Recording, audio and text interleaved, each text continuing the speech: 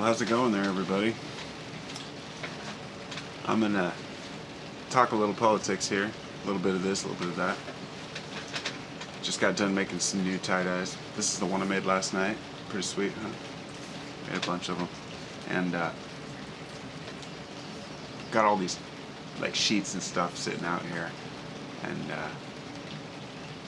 I have them all dyed up and looking sweet. I can't wait to open them up. Anyway, this video is more along the lines of a particular subject, so I guess I should probably stick to it. We live in a corrupt system. We know that.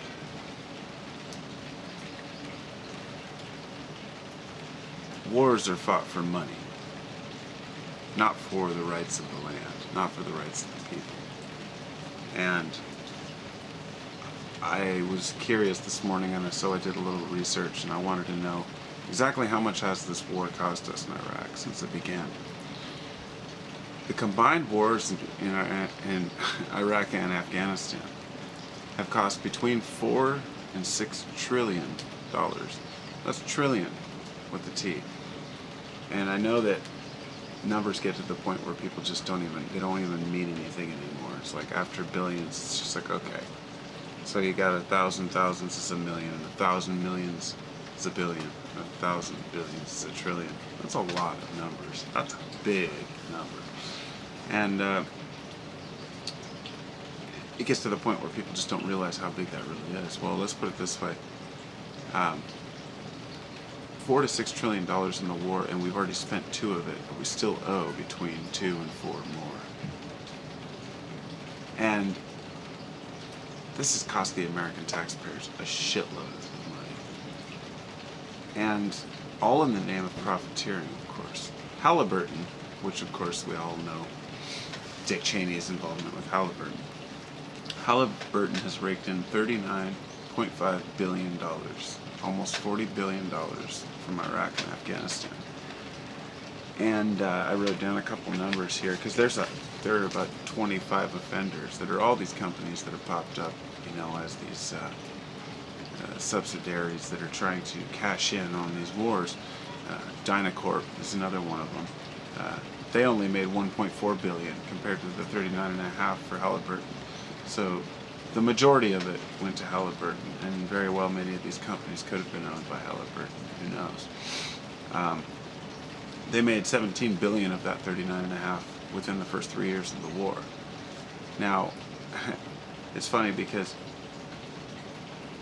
I can't remember which year it was, but their taxes were, $302 million in taxes that they had to pay 1 year, Halliburton. 2 years after Dick Cheney came in, the first year they didn't pay any taxes. The second year they got an $85 million refund. Let me repeat that. Halliburton got an $85 million tax refund.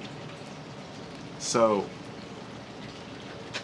we're talking about some of the biggest movers and shakers in the world here. We know they're not paying taxes. We know how un-American that is. And we have to be called out on it. Now, this is the point of my video here, which is that with all the money that's been spent on this war, we should be working on our infrastructure. We have a grade of a D given by the civil engineers of this country. A D minus, actually, I believe it is, for our infrastructure. Next year, we're set to run out of our road funds. And the gas tax, apparently, because I researched this, I said, well, shouldn't the gas tax pay for this? Well, gas tax hasn't gone up in apparently 20 years. So the gas prices are part of the market, whereas the gas tax, they say, hasn't gone up in 20 years. So who knows how much truth to that there is. What I wrote down here was $140 billion it would cost to repair our bridges, okay? That's a lot of money. That's just to repair our bridges up to standard. But according to studies and engineers and research, to repair the entire infrastructure of the United States, it would cost $2.2 trillion, which is the same amount we've spent in the war. So basically, we have a choice. We can go to war, or we can fix our country. And there's one last thing I really wanted to talk about here, which was protecting against an EMP or a solar flare, which could take down our grid. our power grid could be taken down, which would cost us years to repair. And this is a very real threat. Other countries are taking it seriously and they've already reinforced their grid. The US won't.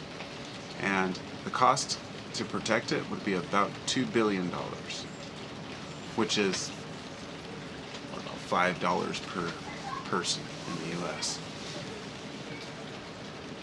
The cost of an EMP, if it were to happen, or if the grid were to be taken down, would be $2 trillion approximately, even more, if we ever recovered. So we're talking about 1,000 times increase of a small investment we can make, where there's these companies that are just rolling in the dough. They don't even care. You know, it's not a concern of the people who are making the big money. And as the next election rolls around and we see who who's going to be in office next, which will probably be owned by the Koch brothers and big oil and coal, like usual.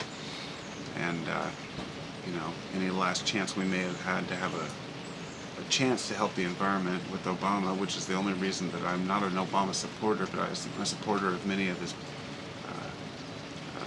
bills he's tried to pass to protect our environment. And I know that it's the most important issue right now is global warming, so we're just ridiculously wasting our time on other issues and pretending like it doesn't matter because coal and oil are so ingrained in our society. But these companies who own the coal and oil are the ones who are raping us, and those who followed the whole Iraq situation and really believed that we were going in there for weapons of mass destruction. It's funny how quickly people just forgot about that and then said, well, we're there to free the Iraqi people, and then all of a sudden that didn't work out so well. And we make up excuses to go along as this business we call the United States military. And, the poor suckers who have to go fight these wars are suckered into believing that what they're fighting for is a just cause. And many times, the situations that we encounter do need to be addressed. But the wars that we're fighting are the wrong ones, and for the wrong reasons.